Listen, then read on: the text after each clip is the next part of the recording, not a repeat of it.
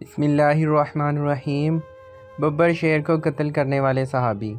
مسلمان فوج اور ایران کی فوج جنگ کے میدان میں جب آمنے سامنے آئے تو مسلمان حیران ہو گئے کہ ایرانی اپنے ساتھ لڑنے کے لیے تربیت یافتہ شیر لائے ہیں۔ ان کے اشارے کے ساتھ شیر بھاگتا ہے اور گرجتا ہے۔ مسلمانوں کی فوج میں سے ایک دل والا بہادر آدمی نکلا۔ وہ نڈر بہادر مسلمان ایک خوفناک اور ناقابل یقین اعتبار سے شیر کی طرف بھاگا، اور میرا خیال ہے تاریخ میں ایسا کبھی نہیں ہوا کہ ایک آدمی شکاری شیر کا شکار کرنے بھاگا ہو۔ دونوں فوجیں حیرت سے دیکھنے لگیں۔ آدمی چاہے کتنا ہی مضبوط کیوں نہ ہو، شیر کا سامنا کیسے کر سکتا ہے؟ وہ بہادر ہوا کی طرح شیر کی طرف اڑ کر گیا۔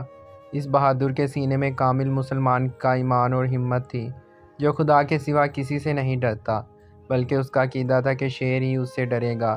پھر اس نے اپنے شکار پر شیر کی طرح پھلانگ لگائی اور اس پر کئی وار کیے، یہاں تک کہ اس نے اسے مار ڈالا۔ ایرانیوں کے دلوں میں خوف طاری ہو گیا۔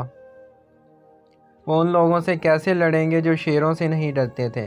چنانچہ مسلمانوں نے جنگ کے شروع ہی میں بھگا دیا۔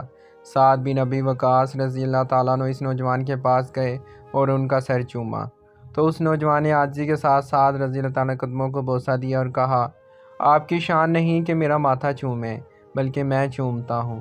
کیا آپ جانتے ہیں کہ شیر بہادر کون تھا؟ ہاشم بن عتبہ ابن ابی وقاص تھے۔ یہ خود بھی صحابی رسول تھے اور صحابی رسول سعد بن ابی وقاص کے بھتیجے تھے۔ ان کا لقب مرقال تھا، یعنی بہت تیز دوڑنے والا، اتنے تیز کہ شیر کو بھی شکست دے ڈالی۔ یہ وہ لوگ ہیں جو ہمارے اصل ہیرو تھے، نہ کہ فلمی ایکٹر اور جعلی مقابلے کرتے ہوئے ریسلر۔ ہماری اپنی تاریخ بھری پڑی ہے جس میں حقیقی بہادر موجود ہیں، لیکن ان کارناموں کو پڑھنے والا کوئی نہیں۔ اقبال نے کہا، ٹل نہیں سکتے تھے میدان میں جو اڑ جاتے تھے، پاؤں شیروں کے بھی میدان سے اکھڑ جاتے تھے۔